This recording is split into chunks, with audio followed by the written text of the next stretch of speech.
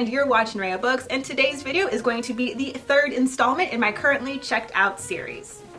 If you've never watched my currently checked out videos before, the purpose of the series is to raise awareness about the different resources that public libraries provide. At the end of each video, I'll also let you guys know how much money that I saved by utilizing the resources that my public library system has. I live in San Francisco, so a lot of the time the San Francisco public library system will be the one featured, but I also use other library systems that are around the Bay Area, so don't be surprised if they make an appearance from time to time. Now, let's just get into what I've currently checked out this week. The first thing that I checked out this week, and probably the thing that's disappointed me the most, is this cookbook, Cook When You Can, Eat When You Want, Prep Once for Delicious Meals All Week by Carolyn Ressin, or Pessin, horrible of names.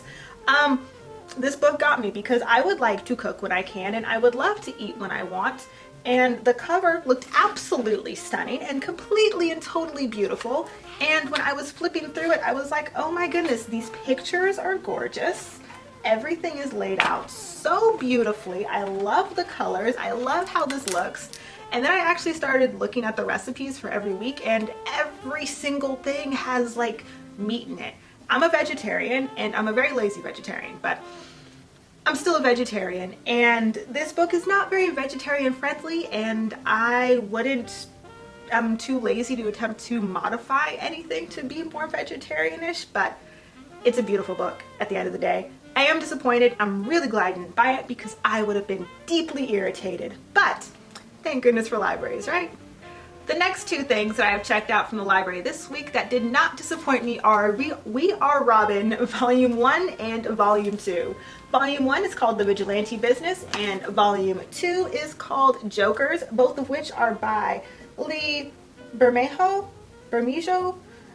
Names. Anywho, I'm not a really big superhero comic book reader. I do love the movies and I love the shows, but something about actually reading the whole comics is very frustrating to me, mostly because they are always tied into different comics, and I like to start things from the beginning, and it's really hard to start things from the beginning with DC or Marvel at this junction in the game, I feel.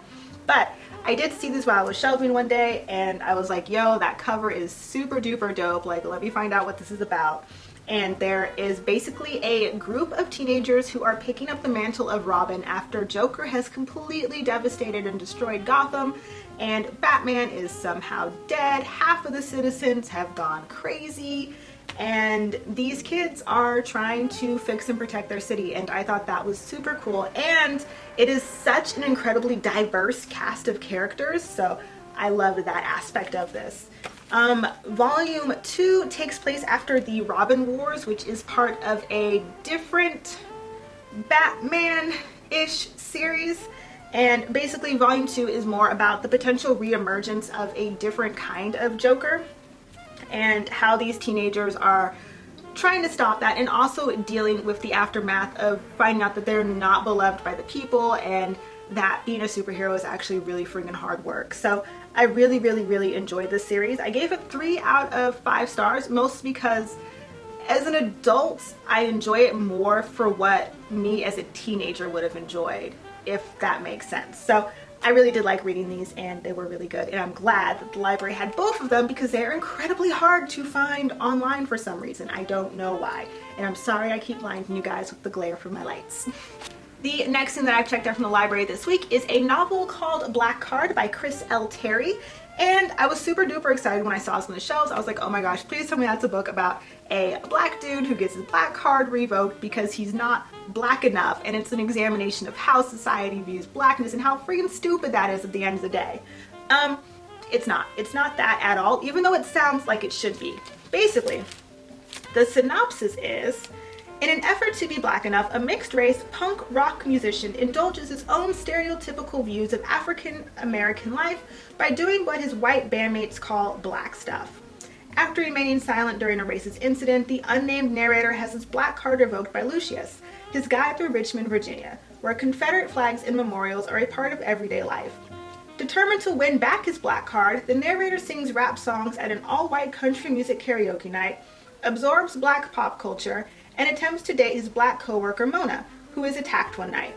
The narrator becomes the prime suspect and earns the attention of John Donahue, a local police officer with a grudge dating back to high school. Forced to face his past, his relationships with his black father and white mother, and the real consequences and dangers of being black in America, the narrator must choose who he is before the world decides for him. And honestly, the world does decide for this dude if he's going to be black or white or mixed. And the whole thing is just a hodgepodge of reinforcing the idea that blackness is proven through actions and not through your own choice of self-identity. So I have given this book 2 out of 5 stars, and I don't really want to waste more time talking about it than I already have, but I will say it is a very tongue-in-cheek type of book, and I probably wasn't in the right mind space to read it, and I also probably can't distance my own relationship with my biracial identity with this person's relationship with their biracial identity. So there's a lot to unpack for me in regards of my feelings toward this book, but I didn't like it. At the end of the day, it's kind of sort of that simple. It didn't get the petty star, but it got the 2 star. The 2 star. What is, oh my god. Yeah, I got 2 stars. And then, in the same vein of talking about racial issues, I also checked out How to Be Less Stupid About Race by Crystal M. Fleming. This book sounded like it was going to be incredibly similar to White Negroes by Lauren Michelle Jeffers, or Jeffrey. I can't remember her last name, but I'm surprised I remembered that much of it. I haven't read it yet. I am really excited to read it because I'm currently very into reading books about black women that are about racial politics and identity in America, especially within the last 5 years. So I am really excited to read this within the 3 weeks that I have it checked out from the library. The next thing that I have checked out this week is probably something I'm going to return unread just because I'm not in the right moody mood space to read it, and it is Would Like to Meet by Rachel Winters.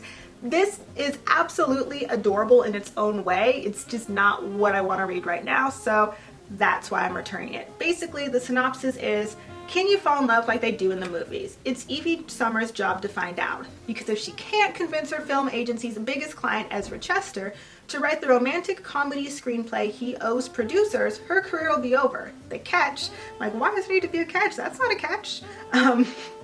He thinks rom-coms are unrealistic, and he'll only put pen to paper if Evie shows him that it's possible to meet a man in real life the way it happens on the big screen.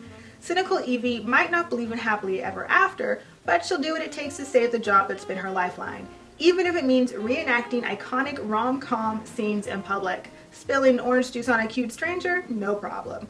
Leaving her number in books all over London to see who calls? Done.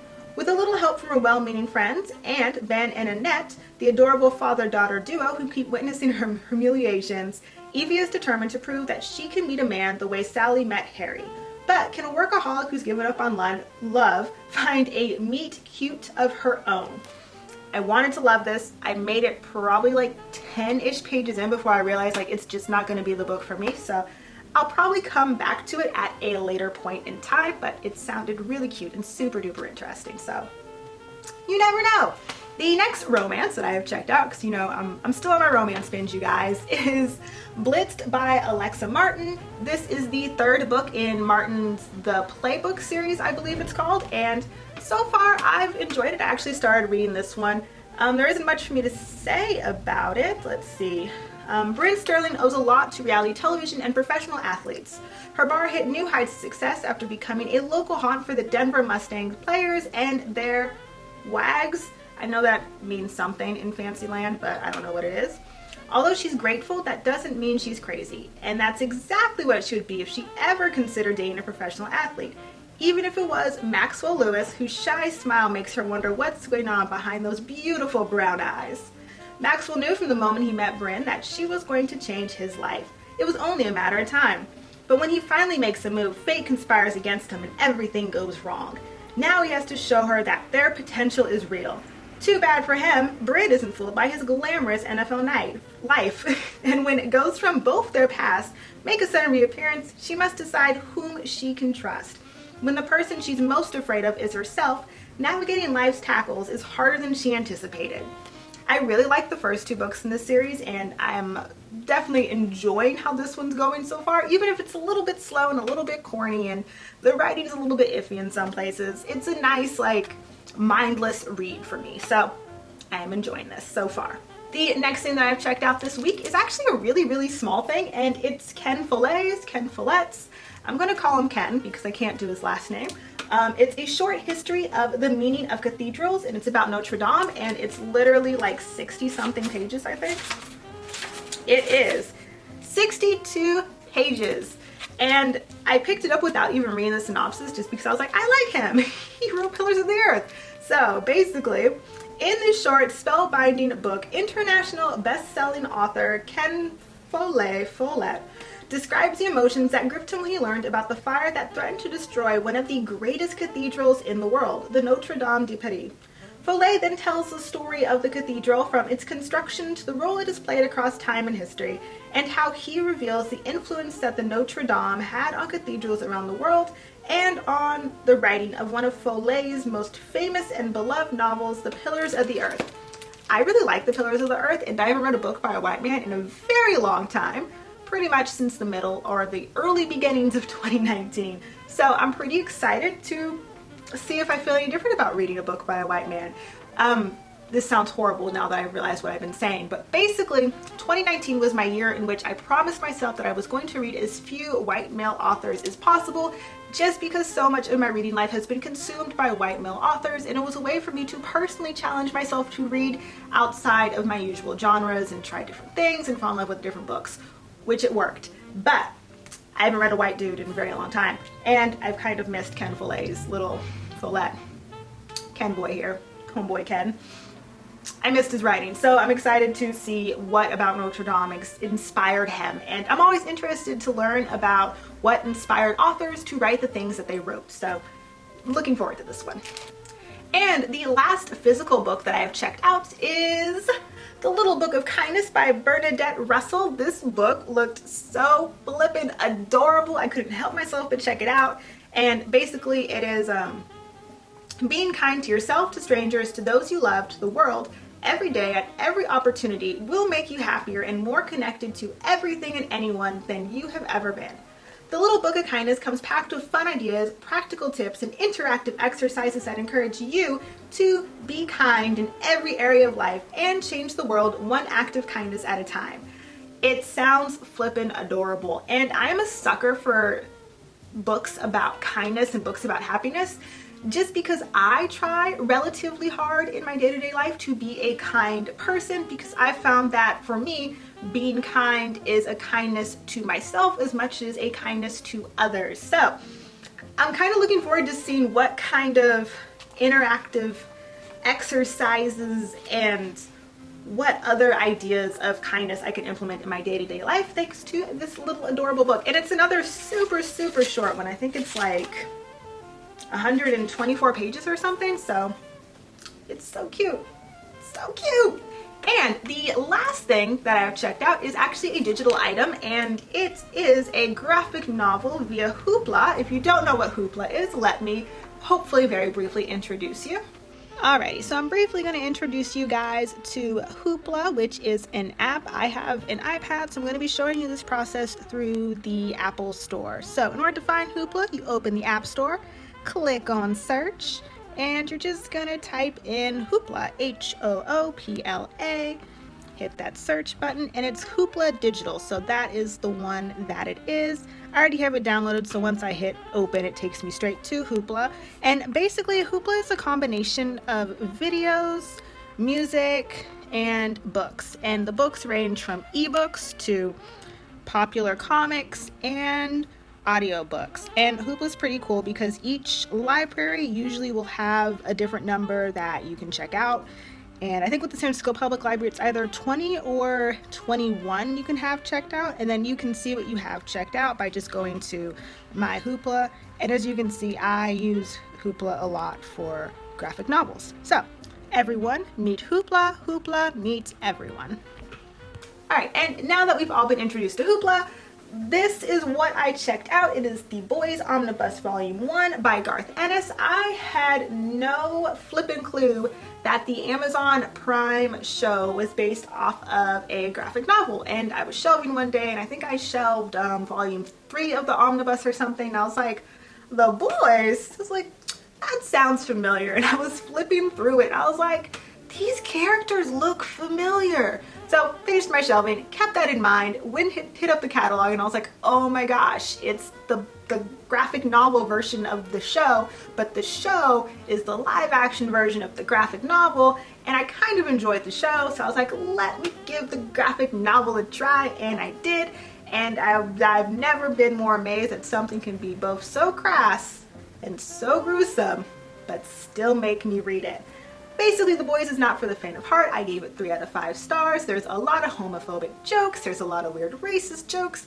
There's a whole bunch of very, very, very questionable-ish that goes on in this graphic novel. But I did like that it poked a lot of fun at the superhero genre, and that it poked a lot of fun at, I mean, you'll know who they are when you're reading it, but it pokes a lot of fun at very popular DC and Marvel characters. This one in particular poked fun at Batman, and I thought it was hilarious, but it also made me uncomfortable because the jokes are not jokes that you could make today without there being huge, huge, huge problems. But I don't know what this says about me as a person. I still read it. I probably won't read volume 2, or I might, I don't know, but it was still interesting. I still read the thing. I had a good time, if not a strange time, thinking that maybe I'm not as woke as I thought I was. So yeah, anywho, this is the last item that I checked out from the library this week. So how much money did I actually save this week by utilizing my public library system? Let's find out. Let's see, this week I saved $195.17, or $211.76 with tax, by getting all of those books from my local library system.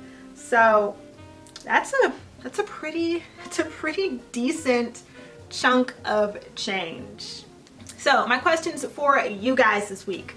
Of course, the first one is the usual one, which is, what do you currently have checked out from your library this week? And let me know what you're most excited to read from your currently checked out pile. And the second one is, if you don't have anything checked out, tell me about a new release that you are super excited for and that you can't wait for it to come out. And then I also have another question, and this is kind of more of like a general housekeeping question. I'm considering kind of sort of getting back into vlogging. And I was wondering if you guys would be interested in seeing a vlog footagey version of this video. I'd still be doing the currently checked out video as a whole kind of rundown through what I have checked out, but the vlog version would be more about how I interact with these books on a day-to-day basis, how I come across them, when I come across them, and kind of just be more of a glimpse into my everyday life, more or less. Just let me know if that's something you'd guys be interested in the comments down below. As per usual, thank you all so much for watching. If you ever want to see me ramble about books ever again, please hit that subscribe button. And if you enjoyed watching this video, then give this video a thumbs up. It does help a lot with the YouTube algorithm, and it does help me kind of spread my little message of please use your public libraries a little bit better, because the more people who see it, hopefully the more people will be motivated to use their public libraries. And yeah, that is pretty much it for real. I hope you all have a wonderful day and read a wonderful book, and I'll see you in the next one. Bye!